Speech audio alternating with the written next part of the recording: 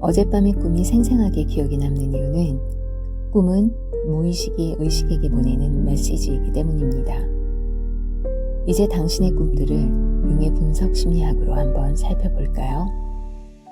당신이 깨어있을 동안 당신이 통제한 생각, 억누른 감정, 그래서 처리되지 않고 쌓인 채 외면된 욕구, 말하지 못한 생각들은 사라지는 게 아니라 무의식에 축적됩니다. 그리고 그 무의식은 가장 솔직한 방식으로 우리에게 말을 걸죠. 네, 그게 바로 꿈입니다. 부부관계에서 갈등을 겪고 있는 한 여성이 악어가 자신의 발 뒤꿈치를 무는 꿈을 꾸었습니다. 그녀는 극심한 고통을 느끼며 잠에서 깨어났습니다. 융의 분석 심리학에서 악어는 원초적인 본능, 억압된 공격성, 그리고 깊은 무의식 속에 잠겨있는 두려움이나 위협을 상징합니다.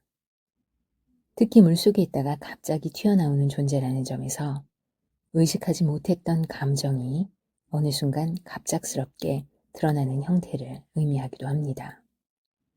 이 꿈에서 중요한 부분은 발 뒤꿈치라는 매우 구체적인 신체 부위에 있습니다.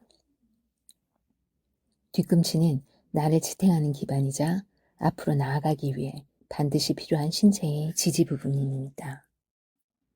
동시에 뒤꿈치는 내가 직접 보기 어려운, 즉 무의식적인 영역과 연결된 부분이기도 합니다.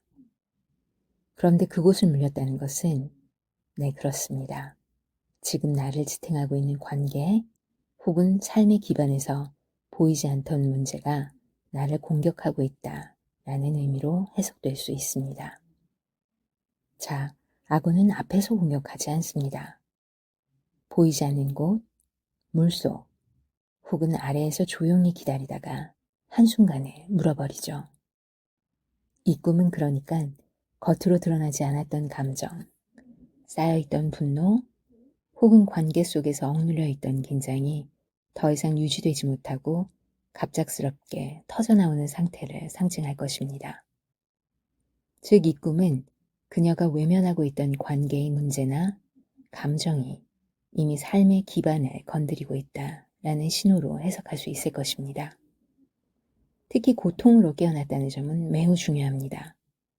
이는 단순한 상징을 넘어서 무의식이 더 이상 무시할 수 없는 수준으로 이 문제를 의식의 영역으로 끌어올리고 있다는 의미이기 때문입니다. 다시 말해, 이건 더 이상 미룰 수 없는 문제다 라는 강한 메시지를 보내는 것이죠. 이 꿈은 누군가가 나를 공격하고 있다는 이야기보다 내가 참고 있었던 것, 말하지 못했던 것, 혹은 인정하지 않았던 감정이 이제 나를 직접적으로 흔들고 있다는 의미에 더 가깝습니다. 그리고 그 지점은 바로 부부관계라는 가능성이 큽니다. 자, 이 꿈이 나에게 무엇을 말하고 있는지, 내가 무엇을 참고 있었는지 알아차릴 수 있겠나요? 융은 무의식을 의식하지 않으면 그것은 운명이 되어 반복된다 라고 말했습니다. 이제는 아프더라도 그 감정의 방향을 바라보고 내가 어떤 관계 속에서 어떤 감정을 눌러왔는지 조금씩 마주해 보세요. 꿈은 이상한 게 아니라 무의식이 내게 보내는 가장 정직한 언어입니다.